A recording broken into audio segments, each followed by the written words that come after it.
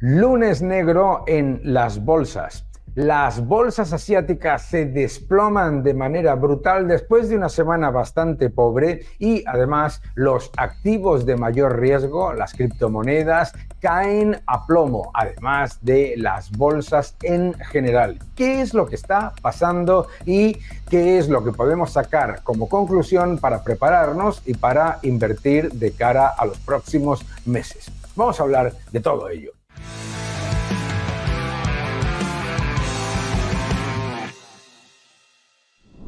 Hola a todos y bienvenidos a mi canal. Muchísimas gracias por suscribiros. Vamos camino de los 200.000 suscriptores. Muchas gracias por dejar vuestros comentarios. Gracias también por dejar un me gusta a este vídeo y lo más importante es que sigáis defendiendo la libertad.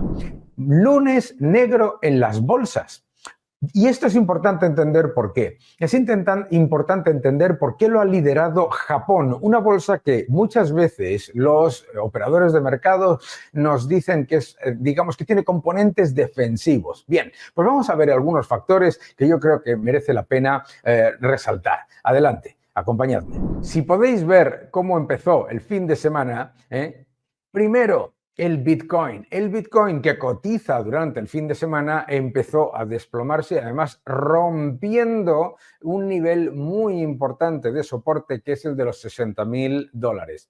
Al romper ese soporte, los activos más arriesgados dentro del mundo de las criptomonedas han caído también a plomo. Bien, esto era un reflejo de lo que ha sido ya una semana muy pobre para los activos de riesgo que viene por varios factores. El número uno, el mercado empieza a darse cuenta de que todo eso de que no va a haber aterrizaje duro, de que el mercado laboral se sostiene, etcétera, etcétera, no está funcionando. Los datos del mercado laboral de Estados Unidos fueron atroces, absolutamente malos en todos los sentidos. Y, como yo he explicado en varias ocasiones, no solamente malos, sino malos con respecto a la realidad de un estímulo fiscal sin precedentes. Aumento masivo de deuda, bancos centrales que mantienen los tipos, pero siguen siendo extremadamente acomodaticios y, claro, ha saltado por el lado de los activos de riesgo y merece la pena analizar varios factores. Bien, porque el Bitcoin, de hecho, no es el elemento de riesgo aquí. El elemento de riesgo, mis queridos amigos, es la bolsa japonesa. La bolsa japonesa se ha vendido a los operadores de mercado como una bolsa en la que había unas enormes cualidades defensivas. Estaba barata y todos los factores ayudaban. Pero, ¿qué es lo más importante? Lo más importante en la bolsa japonesa era que el mayor comprador de ETFs de la bolsa japonesa es el propio Banco Central de Japón, es decir, el que estaba manteniendo la burbuja de los activos de riesgo en Japón era el propio Banco Central. Eso dura durante un tiempo. ¿Qué es lo que pasa? Que de repente, por factores que han ido acumulándose, una política completamente equivocada por parte del Banco Central de Japón, que ha seguido monetizando riesgo, que ha seguido imprimiendo dinero y saltó primero por el lado de la moneda, tuvo que intervenir masivamente para parar el desplome del yen que cayó a niveles de 40 años, el nivel más bajo contra el dólar en 40 años, tuvo que intervenir masivamente y al utilizar recursos para intervenir masivamente en el yen, oh sorpresa, ha dejado de comprar ETFs de la bolsa y ha hecho que la corrección de la bolsa japonesa sea muchísimo mayor. La bolsa japonesa ha mostrado de nuevo que no tiene ningún tipo de cualidad defensiva y que es un ETF apalancado al riesgo monetario. Bien, aquí vemos el desplome de la bolsa japonesa. ¡Ojo! ¡Ojo! Porque la que tampoco muestra ningún tipo de factor defensivo es la bolsa europea. La bolsa europea. ¿Por qué? Porque nos hablan todo el día de valor y es trampas de valor por todos los lados. Entonces, ¿qué es lo que ha ocurrido? Pues lo que ha ocurrido es efectivamente que ha habido una corrección en el S&P 500 y en el Nasdaq muy significativa, no lo vamos a poner de otra manera porque es muy evidente, ¿de acuerdo? ¿Y de dónde viene? Número uno, El mercado laboral mucho peor de lo esperado. Número 2, la Reserva Federal mantiene tipos, pero sigue siendo acomodaticia porque sigue inyectando liquidez y lo que necesita el mercado para continuar subiendo es mayor exceso monetario, que es lo que comentábamos en un vídeo anterior. El oro. El oro se mantiene como el único que genera esas cualidades defensivas que comentamos siempre. Por eso es importante tener oro para que esto, que puede generar fuertes oportunidades de compra, absolutamente, no suponga un dolor de cabeza para los inversores. Bueno, vamos a ver otros gráficos que a mí me parecen relevantes. Los he puesto en mi cuenta de Twitter en inglés, si queréis lo podemos ver. Me parece interesantísimo esto que muestra mi queridísimo amigo Keith McCullough, que es cómo se ha ido acumulando el riesgo y lo que ha llevado ese número de acumulaciones de riesgo durante el año es a una caída muy significativa. Aquí me parece que Hedgeye de nuevo muestra ese factor diferencial al analizar dónde el modelo estaba reflejando un exceso de optimismo a pesar de que lo que es verdad es que el índice de miedo y codicia de la CNN mostraba, oh sorpresa, miedo. Interesante, ¿verdad? Y esto merece la pena también ponerlo en el contexto de lo que está ocurriendo con las criptomonedas. Bien, el desplome de los distintos activos en el universo cripto ha sido brutal. Caídas del 10, del 18%, etcétera, etcétera. Lo que siempre comentamos, las criptomonedas, la gente que sabe y que entiende de ellas, entienden también que están tomando un elevadísimo riesgo y una fuerte volatilidad que por lo tanto además no funciona como protección cuando el mercado baja. ¿Qué significa? Que la correlación de los activos cripto con la bolsa norteamericana, sobre todo con las tecnológicas, es elevadísima. Por lo tanto, cuando corrige la bolsa, los activos cripto no te funcionan como reserva de valor o como colchón ante una fuerte corrección. Bien, los inversores que conocen bien estos activos lo saben y por lo tanto lo asumen, pero es importante que los que no lo conocen sean conscientes de que el Bitcoin y las monedas alternativas o los criptoactivos, como queréis llamar, no son activos defensivos en una corrección, como estamos viendo hoy, ¿de acuerdo? Para mí, otro elemento esencial es el siguiente. Han bajado brutalmente las rentabilidades exigidas de los bonos. ¿Qué significa eso?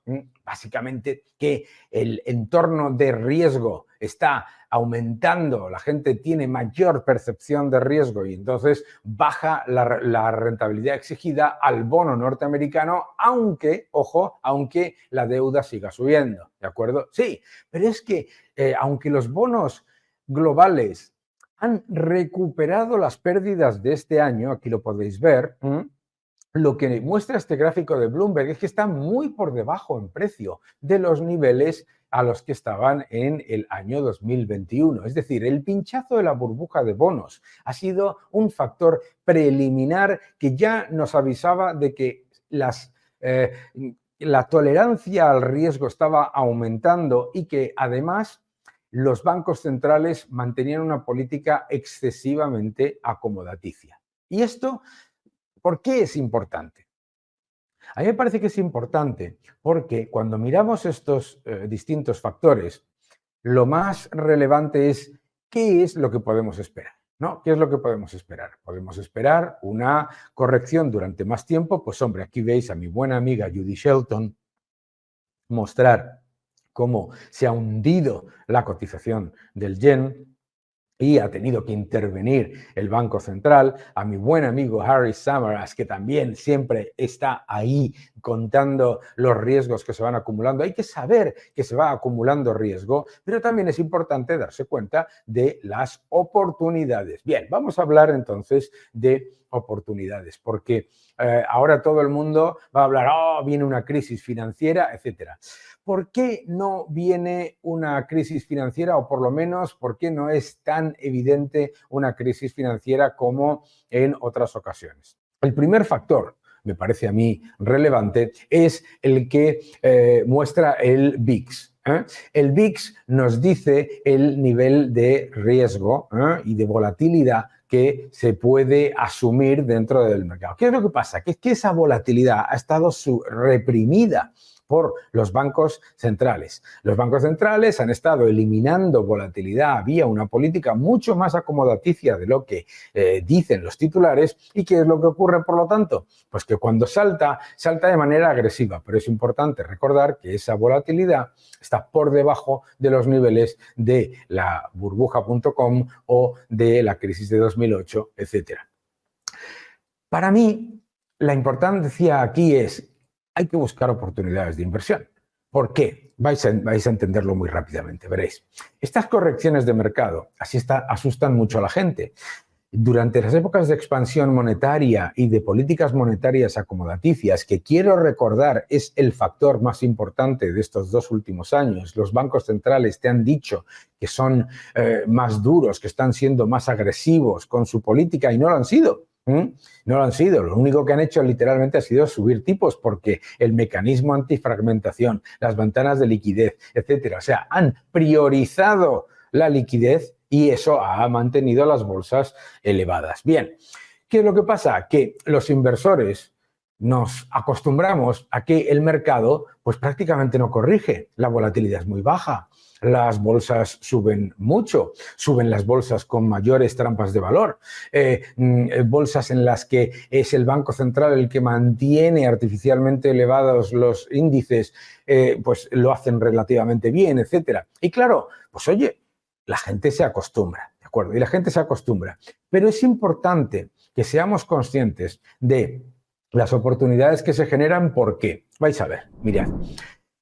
Nosotros ahora mismo estamos viendo esta corrección de una manera preocupante. Dios mío, cómo ha caído la bolsa japonesa. Dios mío, cómo ha caído la bolsa norteamericana, etcétera, etcétera. Pero no vemos que están a niveles, como he mostrado en el gráfico, a niveles muy elevados y que lo han hecho muy bien durante muchos años en los que nos decían que la economía iba estupendamente. Esto es el aburrimiento total en la política actualmente. Nos decían que la economía iba estupendamente, pero en realidad los datos desagregados indicaban una debilidad estructural y un exceso de deuda. Bien, ese exceso de deuda es en lo que os tenéis que fijar. Es decir, lo que ahora mismo nosotros vemos como unos bancos centrales que tienen tipos, entre comillas, elevados, que de elevados no tienen nada, uno que tiene una política, entre comillas, restrictiva, que de restrictiva no tiene nada, ¿qué significa? Que los estados, particularmente el de Estados Unidos y los estados de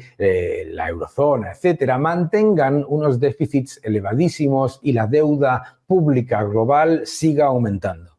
Lo que significa es que estos bancos centrales, que en realidad tienen como objetivo prioritario y número uno que los estados se financien barato a cualquier precio, y cualquier precio significa, aunque tengan que priorizar la liquidez por encima de luchar contra la inflación, lo que significa este exceso monetario que es el déficit, imprimir dinero es el déficit, ¿de acuerdo?, va a tener que monetizarse en algún momento por parte de estos bancos centrales. Es decir, estos bancos centrales que ahora te dicen que no bajan tipos o que los bajan muy poco y que no recompran deuda, van a tener que lanzarse a comprar deuda. Ahora, la cuestión es ¿cuándo? ¿Cuándo?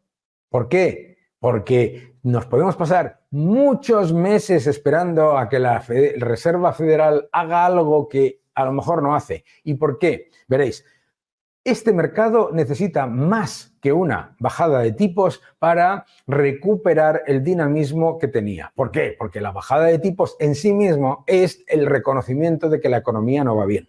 El mercado ahora mismo está comprando utilities, es decir, eléctricas, y empresas de inmobiliario que lo han hecho muy mal y vendiendo empresas tecnológicas, etcétera, que me parece hasta lógico. ¿Cuál es el problema? Que las empresas eléctricas o de suministros básicos y las empresas de inmobiliario necesitan una economía boyante y un aumento del crédito significativo. Llevo diciendo mucho tiempo que la razón por la que estábamos positivos con el mercado era precisamente porque no esperábamos tantas bajadas de tipos, porque las bajadas de tipos son el reconocimiento por parte de los bancos centrales de que la economía va mal, no que va regular, sino que va mal, ¿vale? Bien, bueno, pues ahora lo que tenemos que ver son las oportunidades. ¿Por qué? Porque detrás del exceso monetario que se está creando con estos déficits descontrolados por parte de unos estados que son incapaces de administrar, eso es imprimir dinero. Y esa impresión de dinero va a monetizarse y va a ponerse en el balance de los bancos centrales de alguna manera. Pero la cuestión, vuelvo a repetir, es cuándo. Ojo, vamos a pensar en la Reserva Federal. La Reserva Federal puede que baje los tipos 25 puntos básicos en septiembre, pero el que se crea que una bajada de 25 puntos básicos va a ser la solución a los mercados y a la economía es que no le está prestando atención a lo que hace que la economía vaya tan pobre en medio de los estímulos fiscales tan agresivos, que es precisamente el intervencionismo constante de los gobiernos. Mucho más gasto, muchos más impuestos que disfrazan el Producto Interior Bruto y que hacen más débil la economía. Por lo tanto, la Reserva Federal puede que baje los tipos en septiembre, no me importa. La cuestión es cuándo va a empezar a monetizar, cuándo va a empezar a comprar bonos del Estado. Y claro, ahora no lo va a hacer, porque ahora esta corrección de mercado lo que ha hecho literalmente es que la rentabilidad exigida, eso que llaman el tipo exigido, ¿no?, a los bonos de Estados Unidos ha bajado masivamente. Es decir, está entrando capital hacia el activo de menor riesgo que es el bono de Estados Unidos, porque es el emisor de la moneda de reserva del mundo, nos guste o no nos guste. Y el mundo en estos años, y llevo diciéndolo bastantes meses, no se ha desdolarizado, se ha redolarizado. Pero el dólar está perdiendo poder adquisitivo por la inflación persistente. Entonces, la Reserva Federal se encuentra en un problema de decidir soportar al mercado o contener la inflación. Bien, la inflación ha bajado un poco, pero es que los datos macro han empeorado mucho más rápidamente. El índice de sorpresa económica, tanto en Estados Unidos como en Europa, etcétera, etcétera, ha empeorado. ¿De acuerdo? Entonces, es relevante buscar oportunidades de inversión sabiendo que vamos a tener monetización masiva a medio plazo, no sabemos cuándo, sabiendo que los bancos centrales van a seguir siendo acomodaticios y sabiendo que la economía no va como un cohete, ni mucho menos, sino que está siendo disfrazada por un gasto público que la hace más improductiva, más lenta y que funcione peor. Y una vez que sabemos eso, es importante tener oro que nos ayuda a mantener la rentabilidad y a tener un colchón cuando el resto de los activos caen. Número 2. Hay que mantener la inversión e invertir en Estados Unidos. Hay que invertir en Estados Unidos porque gane quien gane las elecciones en Estados Unidos. Las empresas norteamericanas han demostrado en los resultados empresariales que tienen unos índices de sorpresa mucho mayores y que además tienen unos márgenes muy superiores y una mayor identidad con los inversores minoritarios. Claro, usted dirá, bueno, cualquiera se atreve a comprar ahora con estas valoraciones. Vale. El mercado obviamente nos está dando una oportunidad para comprar las empresas y los valores que mejor lo hacen en un entorno. Y lo que nos está demostrando también el mercado es que todo eso que nos intentan vender como defensivo en muchísimas ocasiones no lo es. Vuelvo a repetir con la bolsa europea y con la bolsa japonesa. Por lo tanto, la gente que aumenta exposición a Europa y a Japón porque Estados Unidos está demasiado caro, resulta que Japón lo hace peor que Estados Unidos en una corrección, ¿verdad?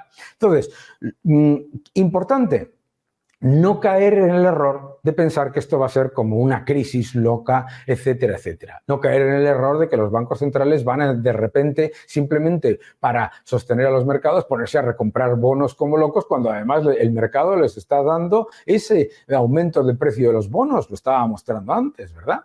está mejorando el precio de los bonos, es decir, está bajando la rentabilidad exigida, el bono de Estados Unidos está, por lo tanto, convirtiéndose en, de nuevo, el activo preferido por los inversores que buscan menor riesgo. Estamos viendo una enorme transferencia de dinero de los activos de mayor riesgo a los de menor riesgo. Y resulta que la bolsa japonesa y la bolsa europea no eran activos de bajo riesgo. Con eso aprendido, nos preparamos para el futuro.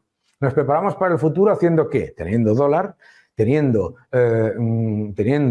oro, porque los dos te permiten tener un colchón en un entorno de riesgo elevado, teniendo además la confianza en que los beneficios empresariales, el entorno macroeconómico, sin ser bueno, no es el de un desastre cataclísmico y no vamos a, y veréis, es que no creo que vayamos a tener un desastre cataclísmico, pero sin ser bueno, es que esta es la clave. La clave es no caer ni en el exceso de pesimismo, creo, ni en el exceso de optimismo. Y por lo tanto prepararse para la siguiente ola. Lo más probable es que tengamos esta corrección en un momento además que tenemos que ser conscientes que un montón de fondos no van a entrar a comprar simplemente porque la mayoría de sus gestores o están de vacaciones o han cerrado las carteras, etcétera. Un montón de fondos van a reorientar sus carteras sabiendo que esos activos aparentemente defensivos no son tan defensivos. Pero a largo plazo, la oportunidad se está creando precisamente. O sea, ¿cuándo estábamos esperando? Llevo escuchando por parte de los inversores, hace falta una corrección para entrar y buscar oportunidades. Y ahora que llega la corrección, resulta que dicen, ¡ay, qué miedo, ¿verdad? ¿Por qué? Porque la naturaleza del inversor es procíclica, no contracíclica. Y es en el momento en el que las cosas parece que van peor, cuando los inversores buscan esas oportunidades. Eso es lo que yo creo que hay que hacer de cara a los próximos meses, sin caer en el exceso de optimismo y sin caer en el exceso de pesimismo. Y, por supuesto, teniendo en cuenta que cuanto más se monetiza la deuda, cuanto más se aumenta esto que llaman mal estímulos fiscales y estímulos monetarios, que no dejan de ser una enorme transferencia de renta de los productivos a los improductivos, la economía no va a ir mejor. No va a ir como un tiro y la economía no va como un tiro ni en Estados Unidos, donde la fuerza laboral sigue estando muy por debajo el ratio de participación de la fuerza laboral, el de empleo sobre población, etcétera, etcétera. Hay que buscar oportunidades. Hay que buscar oportunidades porque solamente tienes una certeza. Os voy a contar cuál es la certeza. La destrucción monetaria. Y tienes que buscar oportunidades para protegerte de la destrucción monetaria, invirtiendo y además invirtiendo sabiendo la volatilidad que tiene cada activo. Si te gusta la volatilidad, la aceptas y la tomas, por supuesto que los criptoactivos o Bitcoin, etcétera, pueden ser una buena oportunidad. Si no te gusta la volatilidad y tienes miedo a caídas como la que estamos viendo ahora, desde luego lo que tienes que buscar es activos con una capacidad de recuperación más lenta, probablemente, pero también con una caída más suave. Y lo más relevante, la destrucción monetaria que viene en los próximos años no va a tener parangón, porque el nivel de exceso fiscal que hemos vivido en estos 3 últimos años, con el cuento de los estímulos fiscales y de los gobiernos cada vez gastando más y metiéndose en déficits insostenibles y, lo más importante, en pasivos no financiados brutales, porque claro, aquí todo el mundo te habla de la deuda, pero no te está hablando de los pasivos no financiados, que son mucho mayores, ¿de acuerdo? Destrucción monetaria, por lo tanto, sí, hay corrección, sí, la corrección puede ser severa, sí, hay que buscar oportunidades y sí, hay que buscar oportunidades sabiendo que lo que viene en el futuro es mucha mayor destrucción monetaria. Que no te engañen y a invertir, oye, y invertir, además, recordemos, todos los que ahora digan, no, porque es que no dijeron que iba a bajar. Perdona, aquí nadie ha dicho que no va a haber una corrección, nadie lo ha dicho. Lo que se ha dicho y se ha demostrado históricamente es que a medio y largo plazo merece la pena utilizar estas correcciones para ir invirtiendo con prudencia, entrando poco a poco y buscando oportunidades. ¿Cuándo vas a buscar oportunidades sino cuando bajan las valoraciones, mis queridos amigos? Así es la vida, así es la inversión, así lo ha sido toda la vida. Esto que hoy estamos llamando lunes negro, por otro lado, era mucho más habitual en los años 85, 90, en los que las bolsas se movían con mucha más volatilidad. Suprimir, reprimir la volatilidad por parte de los bancos centrales genera estos niveles de pánico, pero estos niveles de pánico generan las oportunidades también. Seguid defendiendo la libertad.